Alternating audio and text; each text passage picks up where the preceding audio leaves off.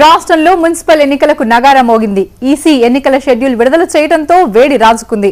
పార్టీల గుర్తులతో జరిగే municipal ward కు రాజకీయ పార్టీలు సిద్ధమయ్యాయి. మున్సిపల్ ఎన్నికల కౌంట్ డౌన్ ఇంకా 22 రోజులే. ఇవాల్టి మున్సిపల్ కౌంట్ డౌన్ స్టోరీస్ ఇప్పుడు చూద్దాం.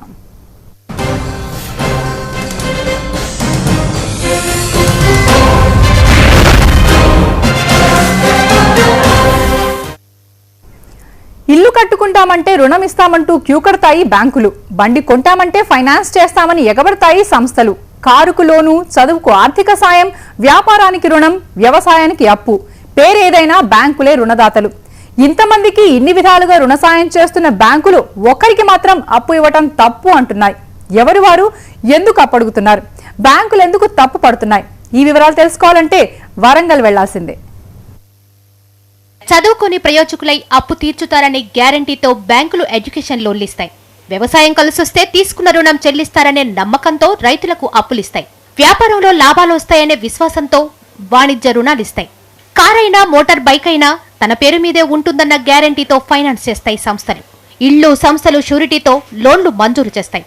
ఇప్పటి ముప్పడిగా లోన్లు ఇస్తున్నాయని బ్యాంకుకు వెళ్లి ఈ జన్మలో మీ రుణం తీర్చుకోలేను అని అడిగితే లోనిస్తారా? ఇవ్వరుగాక ఇవ్వరు.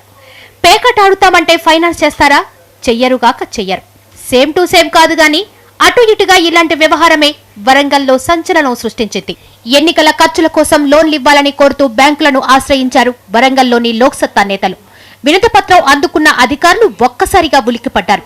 ఎలక్షన్ ఖర్చు అనేది సామాన్య పౌరునికి, విద్యావంతులైనటువంటి నాలాంటి వానికి స్టేషన్ కనుపూర్ నుంచి వెళ్ళి గతసారి నేను కూడా కంటెస్ట్ చేశాను, ఈసారి కూడా ఉన్నది కనుక ఈరోజు ఎలక్షన్ కమిషన్ లీగలైజ్ చేసినటువంటి ఆ 28 లక్షల రూపాయలు మేరకు ఖర్చు పెట్టే స్థితి మాకు లేనప్పుడు మేము జనాల్లోకి వెళ్ళి సామాన్య పౌరునిగా మేము అడగలేము. కనుక మేము ఈరోజు నేషనలైజ్డ్ బ్యాంక్ అయినటువంటిది ఆ SBHలో మేము లోన్ కోసం వచ్చాము.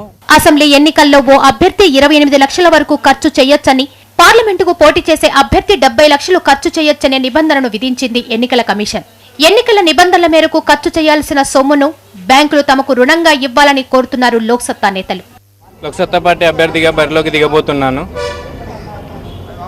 అయితే ఈరోజు మేము ఎలక్షన్లో ఖర్చు పెట్టడానికి కావాల్సిన ఆర్థిక వనరుల కోసమని, ప్రజలకు ఆర్థిక వనరులు తీర్చాల్సింది బ్యాంకులే కనుక బ్యాంకుల్లో లోన్ కోసం సంప్రదించాము.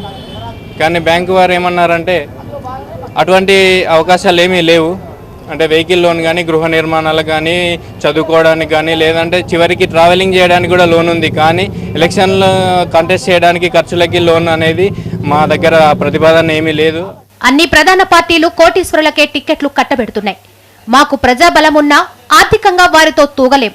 కనీసం ఎన్నికల కమిషన్ అనుమతించిన ఖర్చులైనా మంజూరు చేయాలని కోరుతూ లోక్సత్తా అభ్యర్థులు బ్యాంక్ అధికారులకు వినతి పత్రాలు సమర్పించారు. సామాన్యులు కూడా రాజకీయం చేయగలరు, అవకాశం ఇస్తే గెలవగలరు. అందులో భాగంగా మేము సామాన్యులకు కూడా రాజకీయం చేస్తాం, అవకాశం ఇస్తే గెలుస్తాం. గెలిచిన తర్వాత ప్రజలకు పూర్తిగా అవినీతి లేకుండా న్యాయబద్ధంగా, చట్టబద్ధంగా, తర్వాత జవాబుదారీతనంగా మేము ఉంటామని ప్రజలను నిజమైన ప్రభువులుగా చేయడానికి ముందుకొస్తున్నాం.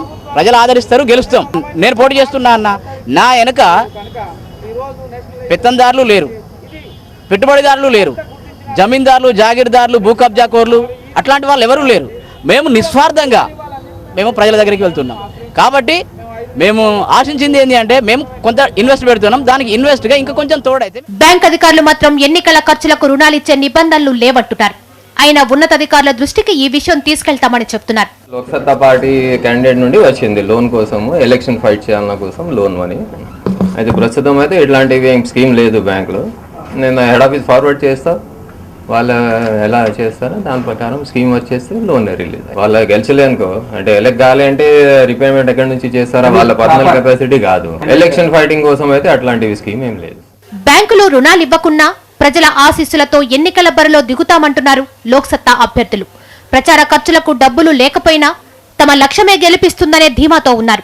నిస్వార్థ ప్రజాసేవ, సుపరిపాలన వంటి అంశాలు పార్టీ ఎజెండాతో ప్రజల్లోకి వెళ్తామంటున్నారు.